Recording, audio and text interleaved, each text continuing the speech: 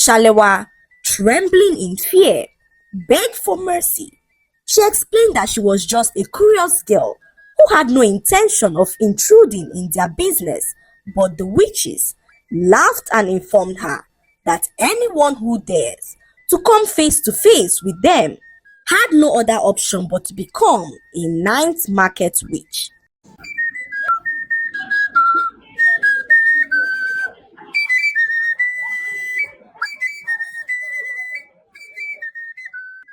Once upon a time, there lived a girl named Shalewa.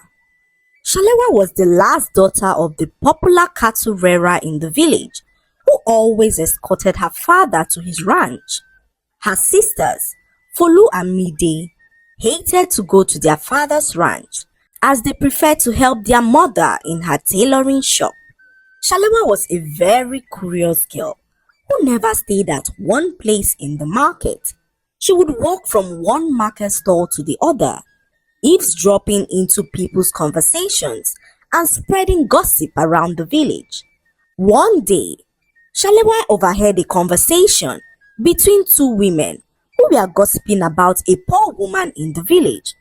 The poor woman was accused of stealing food from the farms of the other villagers to feed her hungry children, and Shalewa, without knowing exactly what happened, continued to spread the rumor around the village that the poor woman was a thief who stole from others. The entire village gathered in front of the poor woman's hut, accusing her of being a thief. The poor woman tried to explain herself, but the villagers refused to listen to what she had to say as they banished her out of the village with her children. Shalewa's father, knowing the role Shalewa played in the banishment of the poor woman, warned her sternly to cultivate the habit of minding her own business, but Shalewa ignored her father's warning and continued to poke nose into people's businesses. One night, Shalewa and her father remained in the market late into the night as her father had a sick cattle he was nursing back to health. The poor animal had fallen ill unexpectedly, and Shalewa's father, determined to ensure its recovery, decided to stay late into the night to gather herbs and remedies for his cattle. Everyone in the market had left Shalewa and her father behind, and when it was almost midnight, Shalewa's father decided to go into the nearby bush to gather some herbs. Before he left, he instructed Shalewa not to stand up from where she was sitting no matter what happens. Shalewa sat down in her father's ranch for a few minutes and heard a loud laughter coming from inside the market. This spurred her curiosity as Shalewa wondered who could be in the market by that time. She stood up from where she was sitting and decided to follow the sound of the laughter. After a few minutes, Shalewa's father returned, but Shalewa was nowhere to be found. He walked around the market looking for his daughter, but Shalewa was nowhere to be seen. Terrified at the idea that something terrible might have happened to his daughter, he returned home, hoping to find Shalewa at home, but she was not home either. Shalewa's mother and her sisters were all puzzled as they wondered where Shalewa could have gone. The next morning, the villagers searched the entire village for Shalewa, but she was nowhere to be found. After a few days, Shalewa's family, fearing that something terrible might have happened to her, decided to consult a very powerful seer to know where she was. The seer then told them that Shalewa was in the forest with the poor woman who was banished from the village. Her father, knowing the role Shalewa played in the banishment of the poor woman, feared for Shalewa's safety and decided to go to the forest with some young men from the village. They journeyed into the forest and arrived at the poor woman's hut. Terrified at what might have happened to Shalewa, her father barged into the poor woman's hut unannounced but couldn't find Shalewa in the hut. "Where is my daughter?" What have you done to her?" He screamed aloud as he terrified the poor woman and her little children. To his greatest surprise, the poor woman pointed at him, saying that Shalewa was standing right next to him. Shalewa's father looked in confusion as no one was standing next to him. He began to doubt the sanity of the poor woman when she revealed to him that his daughter Shalewa was invisible. Shalewa's father, struggling to believe what the poor woman was saying, asked some questions that only Shalewa had the answers to, and to his greatest surprise, the poor woman gave him the answers to his questions. Shalewa's father in that moment knew that truly his daughter was standing next to him. What had happened was that on the night when Shalewa disappeared into the market, she heard a strange laughter and decided to check who it was. So, she walked deep into the market as she was so curious to know who was laughing. After a few minutes, Shalewa noticed that the laughter suddenly stopped and no one was in sight. Shalewa was so terrified as she tried to run away, but noticed that her legs could no longer move. Shalewa was standing on the spot, unable to move her legs, when a group of scary-looking old women appeared. Shalewa had not been this terrified in her entire life, as she pleaded with the women to allow her return to her father. One of the women looked her in the eyes and said that Shalewa's fate was now tied to theirs. They revealed that they were the night market witches who roamed the market at night. They told Shalewa that she had trespassed into their realm. Therefore, Shalewa must face the consequences of her actions. Shalewa, trembling in fear, begged for mercy. She explained that she was just a curious girl who had no intention of intruding in their business, but the witches laughed and informed her that anyone who dares to come face to face with them had no other option but to become a night market witch. Shalewa pleaded for mercy, but the night witches enchanted her with a spell that made her invisible to everyone in the village, including her family. The witches then disappeared, leaving Shalewa all alone in the dark market. Shalewa was so terrified at what had just happened. She ran as fast as her legs could carry her to her father's ranch and found her father looking for her. Shalewa ran to meet her father, but noticed that she was now invisible. Her father neither saw or heard her, despite all she did to gain his attention. Devastated at what was happening, Shalewa followed her father back to their hut, and all attempts to communicate with him was in vain. She watched as her family, especially her sisters, mourned her sudden disappearance and wished that she listened to her father's instructions and never left the ranch. For days, Shalewa roamed the streets of the village unseen, hoping to find someone who would save her from the witch's spell.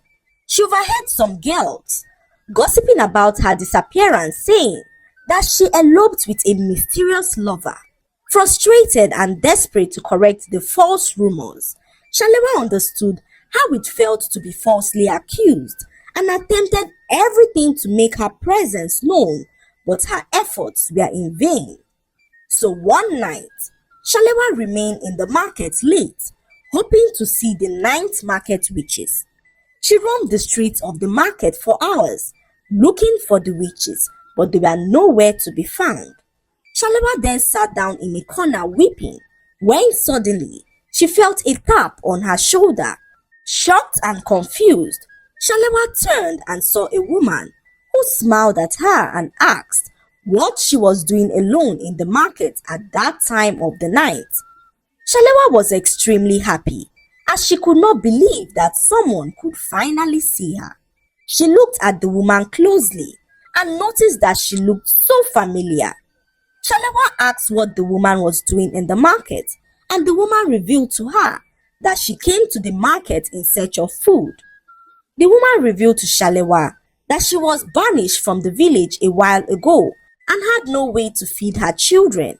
She revealed that she always waited for nightfall when no one was in the market to come look for food for her children. In that moment, Shalewa realized that the woman was the poor woman who her gossip led to her banishment a few weeks ago. Overwhelmed with guilt, Shalewa listened to the woman's story as tears poured down her eyes.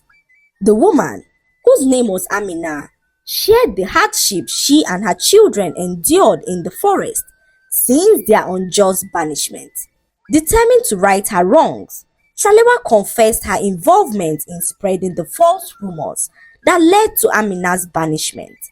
Shalewa and Amina returned to her hut in the forest, and Shalewa was heartbroken to see the living condition of Amina, whose children were dying of starvation. Shalewa felt so guilty for what she had done and made up her mind to right her wrong. However, she had no idea how she would go about this, considering that she was still invisible. The next morning, before Amina and her children woke up from sleep, Shalewa had left the forest as she wandered the streets of her village, thinking of what to do. She then caught sight of something shocking and rushed back to the forest to explain to Amina what she had seen. She caught sight of the same woman who accused the poor woman of stealing from the village farms, carting away with food items from her own father's farm.